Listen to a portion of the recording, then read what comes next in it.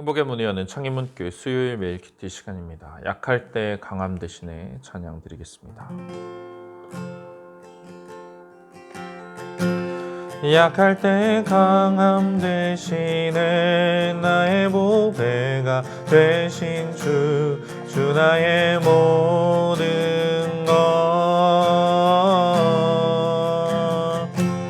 주 안에 있는 보물을 나는 포기할 수 없네. 주 나의 모든 것. 예수 어린 양 존귀한 이름. 예수 어린 양 존귀한 이름.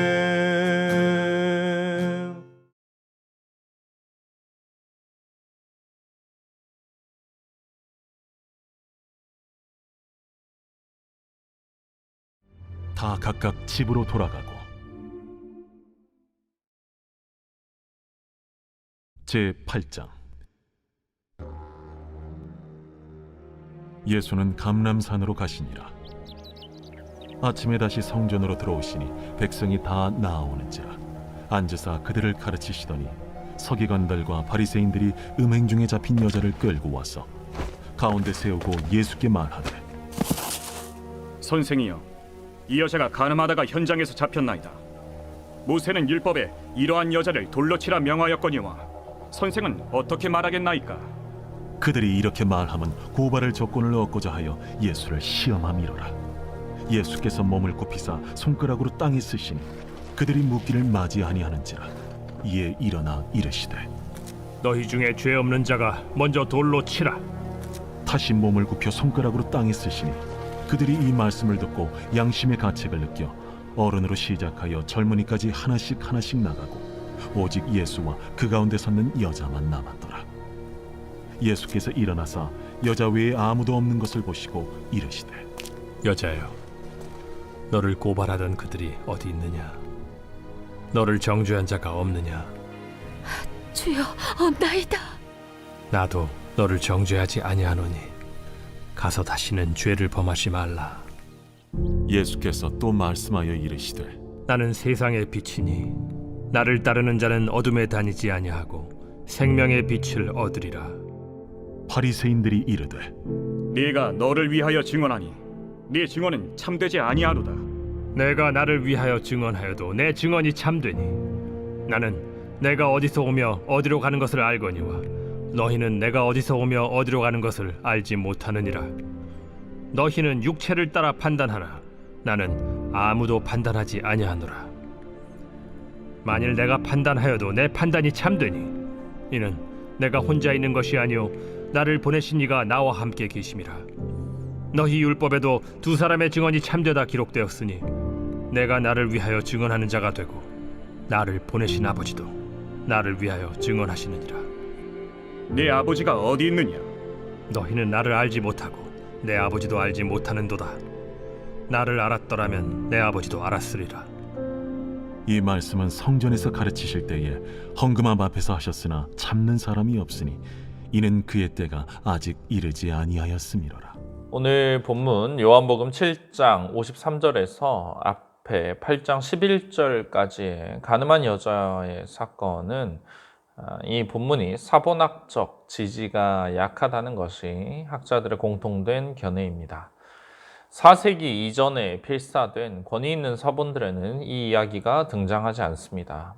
초기 교부들도 이 이야기에 대해 언급하지 않고 또 어떤 사본들에는 이 이야기가 이 요한복음의 이곳이 아닌 다른 위치에 기록이 되어 있기도 합니다. 아마 이 예수님과 가늠한 여자의 이야기 자체는 신뢰할 만한 구전이었던 것으로 보입니다. 하지만 정확한 출처가 어디인지 알지 못한다는 문제가 있었습니다. 그래서 이것을 괄호로 표시해 둔 것으로 생각이 됩니다. 이 이야기가 갑자기 들어와서 우리 앞선 요한복음의 흐름이 자연스럽게 연결되지 않는 느낌이 들기도 합니다. 7장 52절에서 이 생수에 대한 예수님의 말씀 이후에 바로 8장 12절로 넘어가게 되면 조금 더 자연스러운 연결로 보이긴 합니다. 하지만 이 가늠한 여자에 대한 본문은 앞뒤 문맥의 정죄 그리고 심판이라는 주제를 동일하게 다루고 있고 중요한 역사적, 신학적 의의를 가진 본문입니다. 그러므로 우리가 한번 그러한 관점에서 이 본문을 살펴보고자 합니다. 언제 이 일이 일어났는지 알 수는 없지만 예수님께서 감람산으로 가셨다가 아침에 다시 성전으로 들어오셨습니다. 예수님께서 성전에 앉아 백성들을 가르치십니다. 이렇게 공개적인 가르침이 일어나고 있는 이곳에 서기관들과 바리새인들이 찾아오게 됩니다. 그들은 음행 중에 잡힌 여자를 끌고 왔습니다. 그리고는 예수님에게 이 여자가 간음하다가 현장에서 잡혔는데 어떻게 해야 하겠습니까? 라고 묻습니다. 모세의 율법은 간음을 행한 여자를 돌로 치라고 명했다라고 말하면서 말입니다. 사실 율법은 간음한 여자뿐만 아니라 간음을 행한 남자까지 두 사람 모두를 죽이라고 말하고 있습니다. 이 여자가 간음을 저지르다가 현장에서 잡혔다면 함께 간음을 저지른 남자도 잡혔을 텐데 왜 함께 끌고 오지 않았는지 궁금해집니다. 아마도 이들이 예수님께 질문하는 것이 선한 의도가 아니기 때문일 것입니다. 정말로 예수님의 의견을 구하고자 하는 것이 아니라 예수님의 함정에 빠뜨리려는 수작을 벌이고 있습니다. 그들은 예수님이 지금까지 죄인들에게 대해서 긍휼 어린 그런 모습을 보여오셨다는 것을 알고 있습니다. 만약 이번에도 그 여자를 죽여서는 안 된다, 용서해라 라는 대답을 하게 된다면 예수님이 율법을 어기신다는 그런 말을 할 수가 있습니다. 반대로 율법대로 돌로 쳐야 한다라고 말씀하신다면 그들은 우리에게 사형을 집행할 권한이 있다고 생각하느냐라는 주장을 할 수가 있습니다. 그러면 당시에 사형은 로마의 법대로만 진행을 할 수가 있었는데 이 로마의 통치에 반발한다, 반역을 계획하고 있다라는 죄목을 예수님께 덮어 씌울 수가 있기 때문입니다. 이런 그들의 함정에 대해서 물론 예수님께서는 알고 계셨습니다.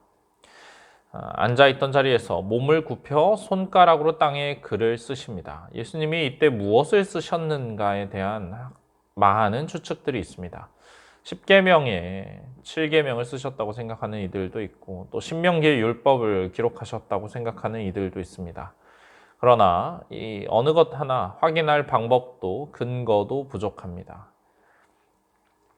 사실 본문이 강조하는 것은 예수님이 땅에 무슨 글을 쓰셨는가 하는 것이 아닙니다. 그렇기 때문에 우리가 여기에 대해 지나치게 상상을 할 필요는 없습니다. 예수님은 처음에 서기관들이 묻는 이 내용에 대답하기를 거부하신 것으로 보입니다. 그러나 그들은 계속해서 대답을 내놓으라고 예수님을 채근한 것 같습니다. 그러자 예수님께서는 너희 중 죄 없는 자가 먼저 돌로 치라 라고 말씀하십니다. 율법에 따르면 사형 선고를 내릴 때 가장 먼저 돌을 던지는 자들은 그 범죄에 대한 증인들입니다.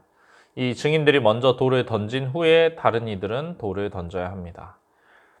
지금 예수님께서는 이 여자를 데리고 온 서기관들과 바리새인들을 증인으로 간주하시는 것 같습니다. 그러면 이들이 먼저 여자를 쳐야 합니다. 그것으로 시작이 되고 다른 이들도 돌로 치게 됩니다. 그런데 예수님께서는 그냥 여자를 치라고 하시는 것이 아니라 죄 없는 자가 먼저 치라라고 하십니다. 너희에게 과연 여자를 정죄할 만한 자격이 있는가? 그것을 물어보시는 것입니다. 예수님께서 말씀하시는 죄가 정확히 어떤 죄인지는 알지 못하지만 어쩌면 이들 중에 간음의 죄를 저지른 자들도 있었을지 모릅니다. 또는 자신들이 행했던 다른 죄악들이 떠올랐을 것입니다. 이렇게 말씀하신 후에 예수님께서 다시 몸을 굽혀 손가락으로 땅에 글을 쓰십니다. 더 이상 논쟁을 하지 않으시겠다는 뜻으로 보입니다. 이 말씀을 들은 사람들은 양심의 가책을 느꼈습니다. 간음을 저지른 여자를 당장이라도 돌로 쳐 죽일 것처럼 그렇게 무섭게 노려보던 이들이 예수님의 말씀을 듣고 스스로를 돌아봅니다. 그러니 자신도 사실 이 가늠한 여자와 크게 다르지 않다는 사실을 깨닫게 되었습니다. 내 안에도 죽어 마땅한 죄들이 있다는 것을 보게 된 것입니다. 다른 이가 잘못하는 것을 보고 죄를 짓는 것을 보고 정죄하는 것, 판단하는 것은 누구나 할 수 있는 일입니다. 그러나 그것을 보고 내 안에 있는 나의 죄를 보는 것은 어려운 일입니다. 예수님께서 그것을 지적하시고 사람들은 자신을 들여다봤더니 죄가 보여서 양심의 가책을 느껴 다 나갔습니다. 이제 예수님과 간음한 여자만 남게 됐습니다. 예수님께서는 여자여, 너를 고발하던 그들이 어디 있느냐? 너를 정죄한 자가 없느냐? 말씀하십니다. 여자는 이제 없다 대답하고 예수님께서는 나도 너를 정죄하지 아니한다 말씀하십니다. 사실 그 자리에서 여자를 정죄할 자격이 있었던 분은 예수님 한 분뿐이십니다. 죄가 없으신 예수님은 그 여자를 벌하실 수가 있지만 가서 다시는 죄를 범하지 말라 말씀하시면서 정죄를 하지 않으십니다. 우리 예수님께서는 참으로 자비로우신 분입니다. 요한복음 3장에서 말씀하셨듯이 하나님께서 그 아들 예수 그리스도를 세상에 보내신 것은 세상을 심판하려 하심이 아니라 그로 말미암아 세상이 구원을 받게 하려 하심입니다. 그래서 예수님께서는 여인을 정죄하는 대신에 정죄로부터 벗어나게 하십니다. 예수님은 우리의 죄를 용서하시기 위해서 오신 분입니다. 하지만 예수님이 다시는 죄를 범하지 말라는 말씀도 덧붙이셨다는 것을 잊어서는 안 됩니다. 예수님께서 이 여자의 죄를 정죄하지 않으신다는 것이 앞으로 그 죄를 못 본 척 해주겠다는 뜻이 아닙니다. 우리는 하나님의 은혜를 그런 식으로 악용해서는 안 됩니다. 예수님이 나를 정죄하지 않으신다. 네가 무언데 나를 정죄하느냐. 그렇게 말하면서 마음대로 자유분방하게 죄를 저지르는 삶을 사는 것은 주님의 뜻이 아닙니다. 예수님은 죄를 정당화하시거나 묵인하시는 분이 아닙니다. 우리가 죄 짓는 삶에서 벗어나서 하나님의 뜻대로 살아가도록 구원하여 주시는 분입니다. 구원받은 우리가 거룩한 삶을 살아가기를 예수님은 원하고 계십니다. 이 본문, 초막절이 가지고 있는 종말론적인 성격과 또 거룩한 성결에 대한 그러한 의미, 또 이어지는 이야기의 빛이라고 말씀하시는 자신을 빛으로 드러내시는 예수님에 대한 말씀과도 그 의미가 연결된다 볼 수가 있겠습니다. 12절부터 본문이 다시 원래의 흐름으로 되돌아갑니다. 누구든지 목마른 자는 내게로 와서 마시라 말씀하신 이후에 예수님께서 또 다른 말씀을 하십니다. 요한복음에 나타나는 두 번째 나는 무엇이다의 선언입니다. 12절입니다. 예수께서 또 말씀하여 이르시되 나는 세상의 빛이니 나를 따르는 자는 어둠에 다니지 아니하고 생명의 빛을 얻으리라. 예수님이 세상의 빛이시라는 이 말씀은 초막절에 행하던 또 다른 유대 관습을 배경으로 하고 있습니다. 명절 기간에 매일 밤 사람들은 여러 개의 큰 초를 가져다가 황금촛대에 불을 붙여서 성전 안에 있는 여인의 뜰에 빛을 비추곤 했습니다. 이것은 광야에서 이스라엘을 빛으로 인도하시고 보호하셨던 하나님을 기억하기 위해서 행하던 의식입니다. 또한 여기에는 앞으로도 자신들을 빛으로 인도하여 주실 하나님에 대한 기대가 담겨 있습니다. 그런 초막절의 배경에서 예수님은 나는 세상의 빛이라 말씀하십니다. 이 말씀은 이사야 42장 6절에 이방의 빛, 그리고 51장 4절에 만민의 빛, 이것을 배경으로 합니다. 하나님께서 세우신 세상의 빛입니다. 빛이신 예수님을 따르는 자는 더 이상 어둠에 다니지 아니하고 생명의 빛을 얻게 됩니다. 어둠 속에 살아가는 인생은 사람을 사망에 이르게 하지만 빛이신 예수님 안에 살아가는 인생은 영생에 이르게 합니다. 요한복음 1장 4절에서 예수님 안에 생명이 있었으며 이 생명은 사람들의 빛이었다. 그렇게 말씀하였던 그것입니다. 빛이신 예수님은 간음한 여인을 정죄하던 사람들의 죄를 드러내셨던 것처럼 세상의 어둠을 빛으로 밝히십니다. 우리 안에 어둠을 몰아내시고 빛으로 행하며 살아가도록 하십니다. 더 이상 죄 가운데 어둠 가운데 거하는 것이 아니라 회개하여서 진리와 생명의 길을 향하게 하십니다. 방황하던 인생에 인도하는 빛이 되어 주시는 것입니다. 이런 놀라운 말씀을 들었으나 바리새인들은 여전히 깨닫지 못합니다. 예수님의 증언을 믿을 수 없다 말합니다. 왜냐하면 랍비들의 가르침에 따르면 자기 자신에 대한 증언은 법적 효력이 없다고 여겼기 때문입니다. 다른 사람이 나를 위해서 증언을 해줄 때에야 그 증언에 효력이 있다고 생각하였습니다. 그러자 예수님께서는 자신은 그 규칙에 따를 필요가 없다고 말씀하십니다.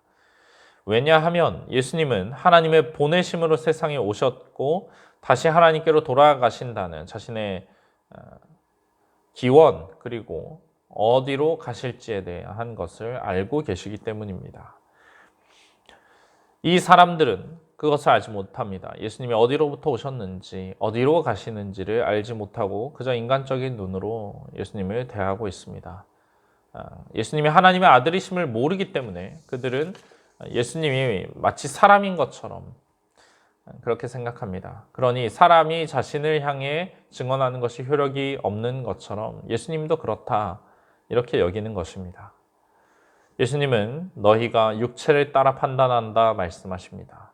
세상의 빛을 거절했기 때문에 그들은 그저 인간적인 지혜로만 그 어두운 지혜로만 판단을 내려야 합니다. 하지만 예수님께서는 세상을 판단하거나 심판하기 위해 오신 것이 아니라 구원하기 위해 오셨기 때문에 아무도 판단하지 않으십니다.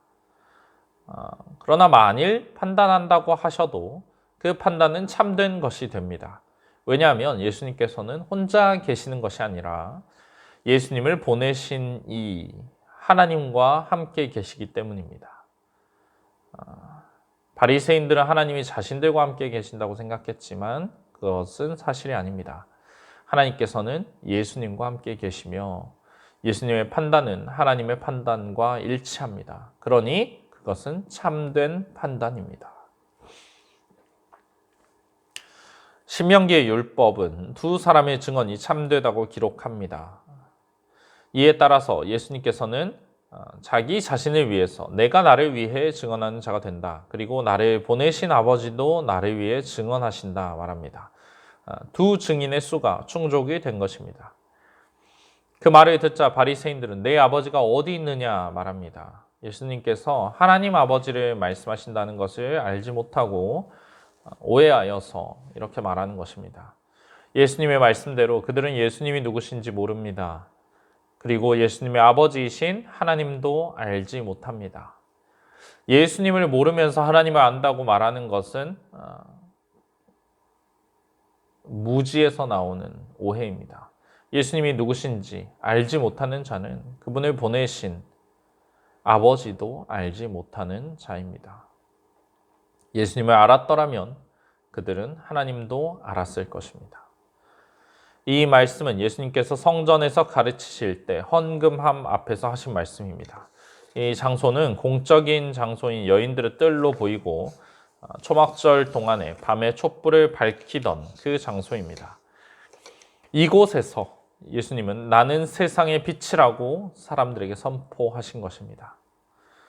아주 분명한 메시지를 전달하고 계셨습니다. 이런 말씀을 들었음에도 바리새인들은 예수님을 잡지 않았는데 이는 그의 때가 아직 이르지 않았기 때문입니다.